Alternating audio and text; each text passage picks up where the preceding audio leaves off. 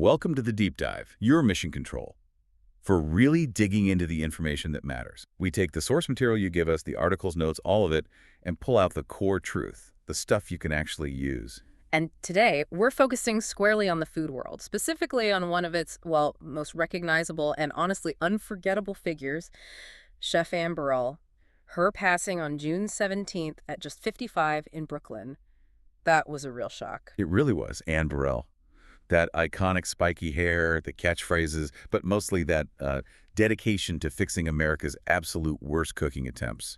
But she was more than just a TV personality. Definitely. A former restaurant chef, she had secrets of a restaurant chef, but yeah, for the past decade plus, she was Worst Cooks in America, WCA, the bedrock of that show. So our objective today, our deep dive, it's got a few layers. We need to look at her career, especially through this final season of WCA, season 29 that just aired. Right, and cover the network's tributes, which were pretty extensive, but also crucially, look at her actual cooking skill, that high-level technique versus the, sheer madness of WCA.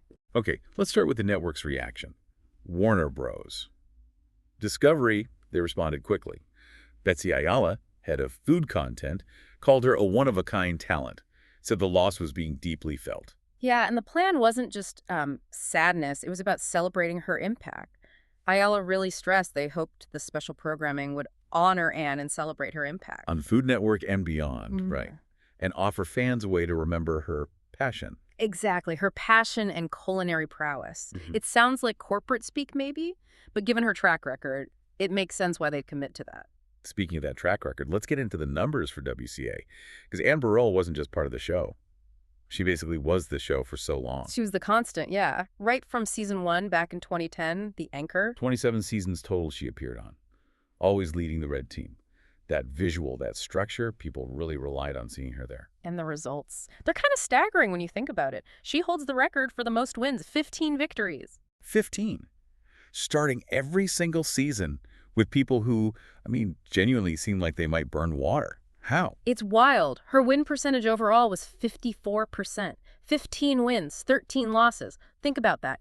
How do you keep winning even just over half the time when your raw material resets to 0 or maybe negative every season? That's the thing that gets me. It's not like coaching an athlete who already has skills. It's like teaching someone basic motor functions, then asking them to cook a 3-course meal. How was she so effective? Well, from what we can gather, it seems like 2 main things. First, consistency. Her instructions, even with all the energy and, the Annisms, they were fundamentally sound, repeatable. She gave them a framework. Okay. Structure amid the chaos. Right. And second, maybe the bigger piece. Her investment felt real. She seemed to genuinely believe they could learn, which must have given them some confidence, even when they were, making cheddar cheese soup by accident. And you compare her run to other big names. Tyler Florence did 7 seasons. 7 appearances, yeah.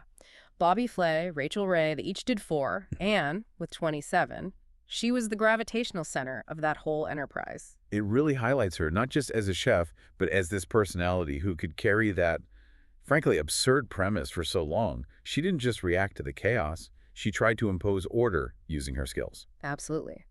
Which brings us to the tribute. The network put together a special block of programming on June 25th. Really designed to show her range. Yeah, it wasn't just WCA clips, right? No, they wanted to show her as a peer among other top chefs. So first, there was an episode of Guy's Grocery Games, all-stars and A-lister dinners. And she was competing against serious talent there. Eric Greenspan, Jet Teeler, Marcel Vigneron, these aren't lightweights. Not at all. And Guy put them through the ringer. The sources mentioned 3 challenges. First, bowling for weird ingredients for lunch. Bowling. Okay, that's Guy. Then, making a dish using only processed stuff from the middle aisles. That's tough for chefs, used to fresh ingredients. Definitely test your ingenuity. And then the food wheel, deciding if they had to mix high-end and low-end stuff for an A-list dinner. Imagine making something fancy with, like, Spam and caviar. Wow. Okay, so that showed her competitive side, her ability to adapt under pressure. And it was for charity, too. The winner got up to $20,000 for their cause. So even competing, there was purpose. Good point. So after GGG, the tribute block shifted back to her main stage. Exactly. Back to WCA. They aired Worst Cooks in America, Worst of the Worst, a countdown of the top 15 most disastrous dishes ever. Oh, boy. I can only imagine. Well, think inedibly spicy things, like so hot that judges literally couldn't taste them, and just bizarre flavor combinations that made no sense. And wasn't there that story? The detail about the fake nail? Yes. that's in the nose. A recruit might have lost a fake nail in their dish, which was potentially a winning dish. Imagine having to judge food while also scanning for, well, acrylic hazards. It sums up the challenge perfectly. That's the baseline she was working with. Okay, what else was in the tribute? They rounded it out with worst cooks in America. Boot camp diaries. This was more of a behind-the-scenes look at the training struggles, where Anne's teaching really had to shine. Right, showing the recruits grappling with basics. Yeah, crazy knife techniques, being confused by mysterious vegetables, nearly starting grease fires. Yeah. It showed the sheer effort involved in just getting them to cook safely, let alone well. Okay, so now we pivot to the main focus. Her final season, season 29, titled Worst Cooks in America. Talented and terrible. Right, this just wrapped up recently. It premiered July 28th, ran for 7 episodes, ended September 1st. The timing is obviously poignant now. Her co-host for this one was Gabe Bertaccini. It was his first time mentoring on the show. And the twist for this season, the talented and terrible part. Yeah, the recruits weren't just your average kitchen disasters. They were all professional performers. People used to being in the spotlight, polished on stage, but total messes in the kitchen. So that adds a whole other layer of potential drama. And maybe ego. Could be. It definitely makes for interesting TV. People who demand precision in their performance art but can't chop an onion. So who are some of these performers? The cast sounds wild. He really was. The winner, Todd Zimmerman, was a professional circus clown from Orlando. A clown? The coordination needed for that. Yeah. Versus, say, making pasta. And the runner-up, Pisseri Westerman from Boston, she was a rapper. She was on Team Anne. A rapper, okay. What other performers? Let's see. Pro wrestler, Miki Yamashiro. An opera singer, Matthew Angel. A musical theater performer, Kyle Torrance. A juggler, Nick Thomas. A juggler. Yeah. Another job requiring intense dexterity that somehow doesn't translate to the kitchen. Right. Also a belly dancer, Portia Lange. Right. And maybe the most famously featured one, Glazelle Green, the performer and pianist. We'll definitely talk more about her later. Wow, what a lineup. It really drives home that cooking skill is its own separate thing. Totally. So the season followed the usual WCA structure, right? Start basic, build up. Pretty much. Kicked off with the signature dish challenge. Basically, show the chefs the absolute worst you can do. Establish that baseline disaster level. The rock bottom. Then the first real test. Recreating the chef's winner chicken dinner, a fundamental dish to see if they absorbed anything basic. From there, it got harder. Restaurant classics, global cuisines, probably involving spices and techniques they'd never even heard of. Oh, absolutely. And that fan favorite challenge. The remote control chef. Ah, yes. Where the chefs are just yelling instructions from a booth, hoping for the best. It's pure controlled chaos. And a real test of Anne's ability to communicate clearly under pressure, knowing one wrong word could lead to, well, fire. The whole thing culminates in the finale, doesn't it? Cooking for actual critics. The big one. A 3-course restaurant-quality meal for 3 professional food critics. That's where you see if the wents of training actually stuck. And the outcome this season. Todd Zimmerman, the circus clown from Team Gabe, he took the win, got the $25,000 and the Food Network cooking set. Okay. And Anne's recruit, the rapper Pisseri Westerman, was the runner-up. Still impressive.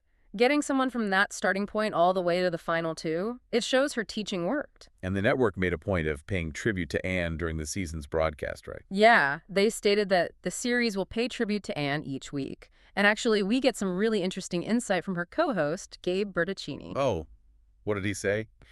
Being the newcomer, he'd have a fresh perspective. He really did. He observed that WCA was her baby, that she was just so invested in it.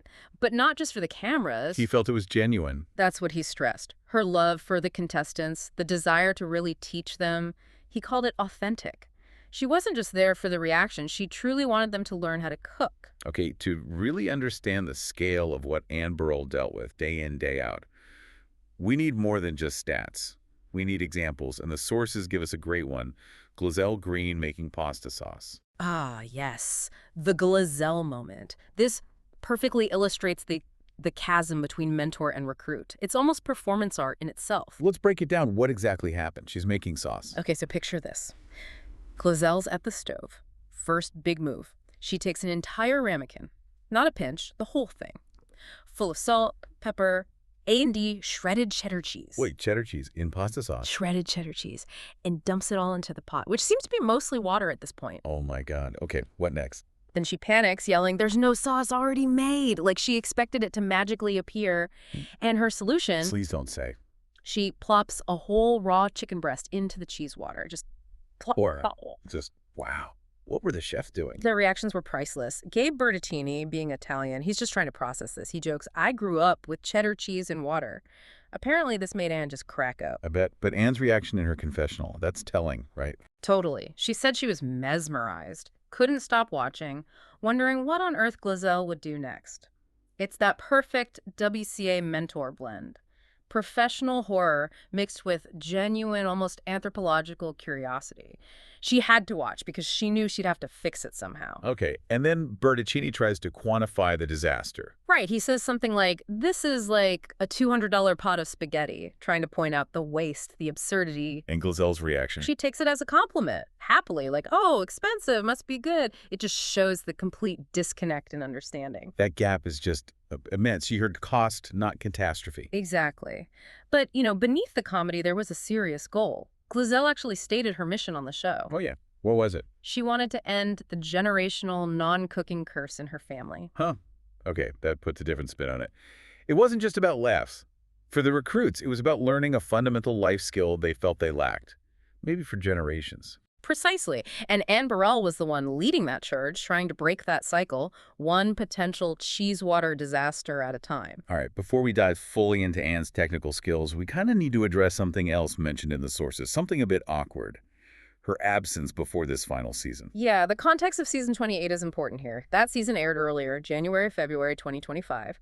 And Anne, the absolute fixture of the show, she was just gone. Noticeably missing. Who hosted that season instead? It was Jeff Marrow and Antonio LaFosso.